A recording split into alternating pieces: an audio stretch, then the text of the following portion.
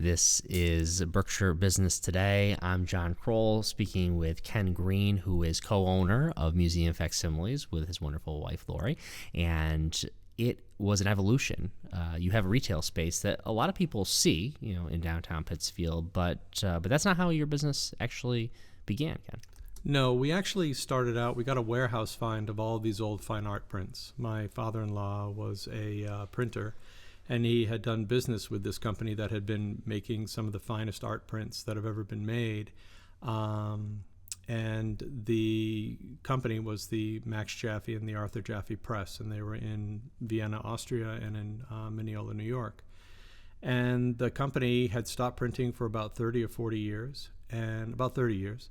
And so they had created all this backstock over the years. And these prints that they had done them for the Louvre and the MFA and the Metropolitan and just all the bigs. They were the highest quality printer, collotype printer in the world.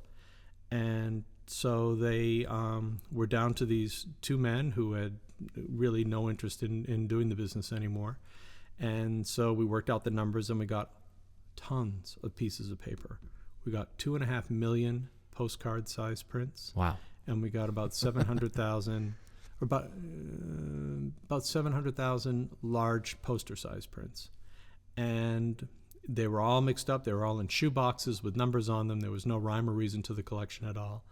But we loaded up a couple of 28-foot trucks and brought them back, barely getting them back. Then we had them in storage for a couple of years. And Laurie is a very talented graphic designer, and she had come up with a card design, and I came up with a marketing plan, and we brought it out to the general populace, and we got into Neiman Marcus and Bergdorf Goodman and Museum Company, Rizzoli Bookstores.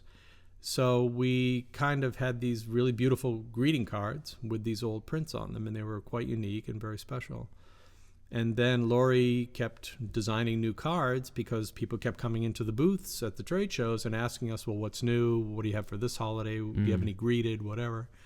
And so Laurie had to keep designing, and she was coming out with these very elegant box notes and so on and so forth. And so those started to outsell the collotypes. But we still had all these prints. We had 2.5 million prints. What are we going to do with them? So, well, what do you do with fine art? Well, you frame it. So we came out with these little miniature frames, and we were in Rizzoli's holiday catalog, and they blew out. They sold out, and so we had a demand was being generated, and so we had to hire a framer full time. And in order to keep him busy, we came up with the idea of small beveled mirrors, and that hit just at the time of Feng Shui coming into this country. And in Feng Shui, you need a mirror in every room. And so that was very opportune. So there was a nice market for you there. So all of a sudden it just grew. And then we started to work with designers doing bigger and more complex mirrors. And so for years we were making mirrors and greeting cards. And then we were making all these frames, and people were putting their own prints in them, or artists, that sort of thing. We're framing for artists and restaurants all over the country. And so then we came up with the idea, well, let's provide the content for the frames. And what was a natural for us, for our aesthetic, was vintage French posters and old maps and things like that. And so when you drive by our store in downtown Pittsfield, you see all these comic books in the window. Usually I'll throw an old map or two out there.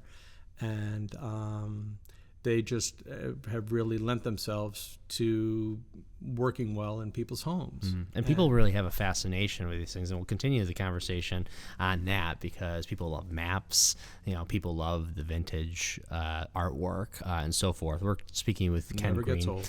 It never gets old. Co-owner of Museum Facsimiles right here in downtown Pittsfield, but of course, he has a market all over the world.